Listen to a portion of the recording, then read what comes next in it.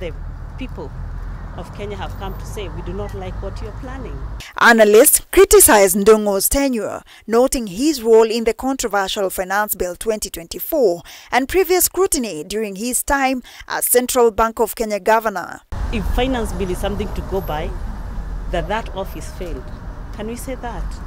Because if then his was an oversight or as an advisor of the president in terms of what needs to be done from a finance bill perspective, that has already failed. As President Ruto's decision unfolds, it holds the potential to redefine Kenya's path and set a precedent for the entire continent. Ruth says the move will most likely boost investor confidence. Some of those issues will demand a lot of accountability, and accountability brings in investors' confidence. And that means that you might be surprised by end of this month or next month, the shilling has actually appreciated. And I look at it like we are going to still have a very strong half year. And Churchill Ogutu, on his part, predicts uncertain business environment. The adjustments on the what goes to counties and also what will be the borrowing. So that's the near-term fiscal developments that investors are keeping an eye on, and this should be kick-started once Parliament comes back from recess. That will be the other week on Tuesday. The president's selection of the new cabinet is something that analysts say investors are watching keenly, as it will determine their level of confidence to invest further in the country. Investor side, they'll be keeping an eye on some of the people who will be named in the key ministries. We are talking about most of the cabinet secretary to the National Treasury. That will be quite critical in the sense that we still have an ongoing program with the IMF. Linda Koskei, K24 TV. Over 140 healthcare facilities are unable to offer healthcare services due to National Health Insurance Fund (NHIF) and Social Health Authority's inability to contract. According to Rural and Urban Private Hospitals Association of Kenya, patients who need critical services such as dialysis and cancer treatments are suffering, adding that NHIF claims are also not being processed. As at now, 6.9 billion shillings in NHIF claims dating up to 2019 have not been reconciled. The association is now calling for an additional 2-year period for NHIF to allow for smooth transition to SHIF. Here's more. The back and forth decision of the takeoff of Social Health Insurance Fund SHIF has continued to derail services in various hospitals. After declaring SHIF unconstitutional, the High Court then suspended its own ruling, giving government a 45-day window to appeal and implement the fund, a move that has disenchanted the Rural and Urban Private Hospitals Association of Kenya. And as a result of this focus, payments to hospitals have fallen drastically. Pre-authorization for procedures that patients urgently require has been delayed, in some cases by more than a month or several weeks.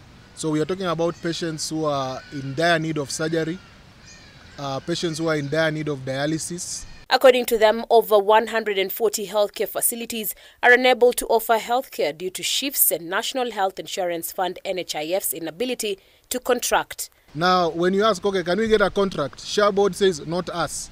NHIF board says not us. Even more worryingly, hospitals continue sinking as over 6 billion shillings in NHIF claims is yet to be reconciled. Now, when we ask, when will this 6.9 billion shillings be finished, be made available? We are consistently told that there is an audit happening. Who is doing the audit? It is neither SHA nor NHIF. In our view, the health sector is sinking. We have no drugs. We have fallen back on payments for rent, payments for salaries for our employees. And even if you have been following, a lot of our businesses have been gracing auctioneer listings in the newspapers. The association has now put several demands, including an additional 2-year period for NHIF as they phase out and transits properly to SHIF. Instead of a rushed 1-year transition, which is ending now, we want a phased transition. This transition needs to be for a minimum of 2 years. While we are extending the time, the transition, give providers a new 2-year contract, under a new benefits and tariffs regime. His Excellency the President can direct them to release the money to NHIF so that hospitals can get funding. And with no health cabinet secretary in office, we have benefits and tariffs that need to be gazetted. They can only be gazetted by a cabinet secretary. We have the issue of the transition committee whose term is lapsing. It can only be extended by a cabinet secretary. They have also called for the abolition of private police and teachers' medical scheme and redirecting such resources to NHIF to alleviate the financial strain. This comes at a time when the NHIF Chief Transitional Committee lapses in 10 days, leaving many health service providers in a limbo of which way forward. Now, the National Environment 90-day notice on garbage bag has expired. However, garbage collectors are up in arms over NEMA's ban on flat waste bags without consideration of the impact on consumers. Dan Kaburu reports on this week's segment on The Voice of Nature.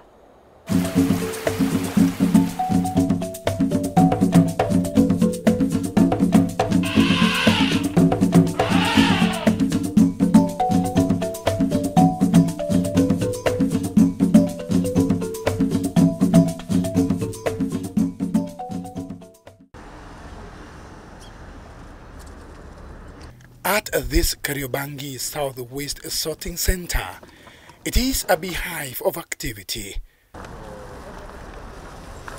Waste from different parts of the city is brought here for sorting before it is either taken to recycling or composting. Due to a mixture of all manner of waste, sorting is not an easy job for these men and women, but the work has to be done. These black waste bags are said to be phased out after the 90-day notice by the National Environment Management Authority, NEMA, expires in 2 days' time. Susan Letuya, a garbage collector, says the move by NEMA to replace these waste bags with biodegradable ones is a welcome idea, but it is not yet time to implement it. Issue with the biodegradable bags, as we have done a lot of research trying to get to the bottom of this, most of the current suppliers who have been giving us the normal bags are saying even if they brought the raw material, they are required to do a sample. And that sample, it must be tested whether it is biodegradable and compostable. Where is the lab to do the testing? Well, the standards might not be there and they might use the ISO, the international standards, but again, the lab for testing may be in South Africa, or that's the closest I think they have a lab for testing this biodegradable bag. So why, my question is, why the haste? Why the hurry? Why are we in a rush to implement this thing? We should get it right so that it's a long-term achievement, not just something rushed and then it fails. These waste bags, once emptied of all the garbage, they are washed and later taken back to the factory for recycling, hence making it difficult to find them dumped in the environment. We were given the last stakeholders meeting we had as private service providers, providing the service of waste management in Nairobi with National Environment Management Association of Kenya, that is NEMA officials.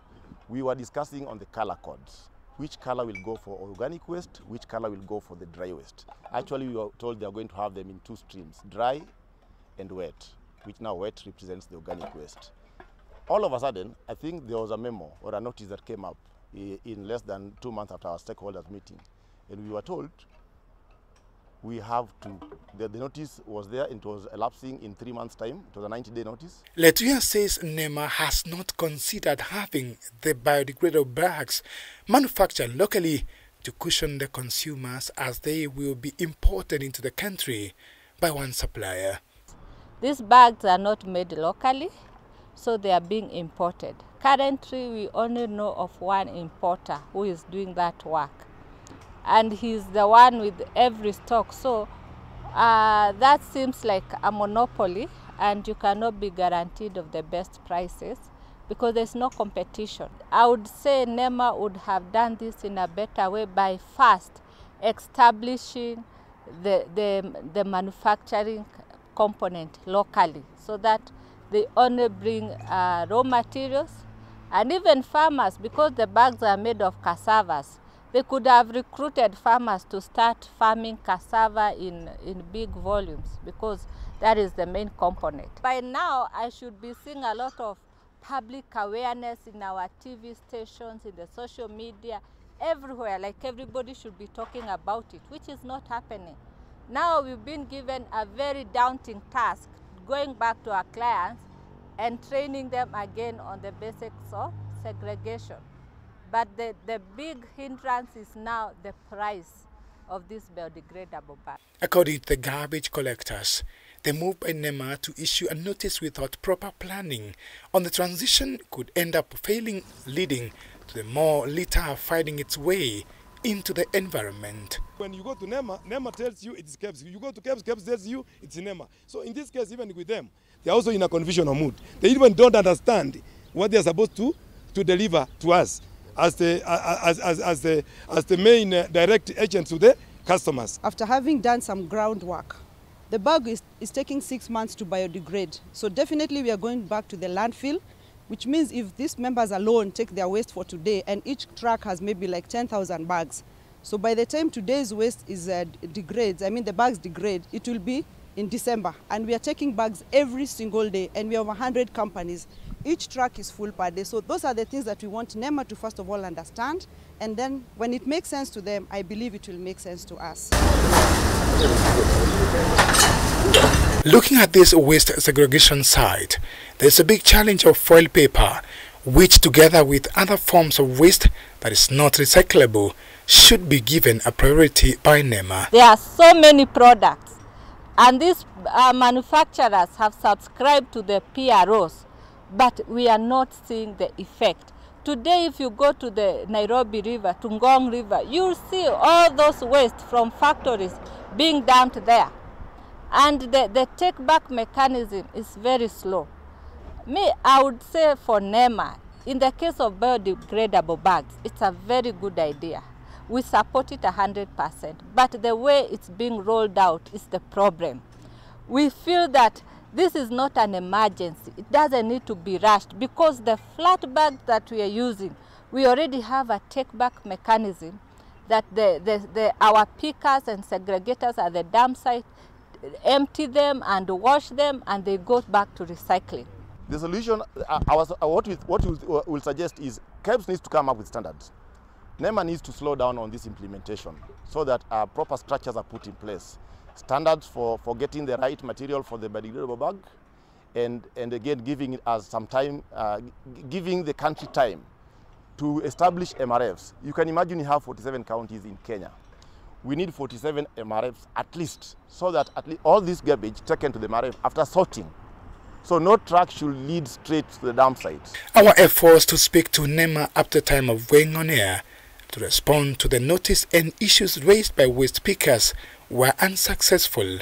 For now, it is a matter of wait and see what happens from Monday 8th July 2024 when the notice expires. Dan Kaburu, K24, Nairobi. Well, that piece takes us to a break. Sports News is up next with Chris Migwambo. Do not miss.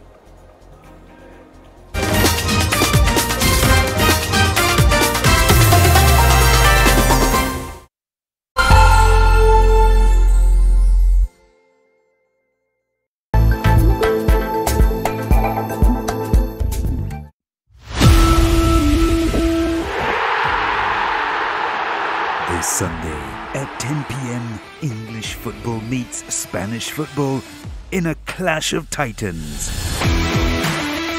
That's it! Dani Olmo! Don't miss the Euro 2024 finals as England plays against Spain. Catch all the action live and exclusive right here on K24 TV.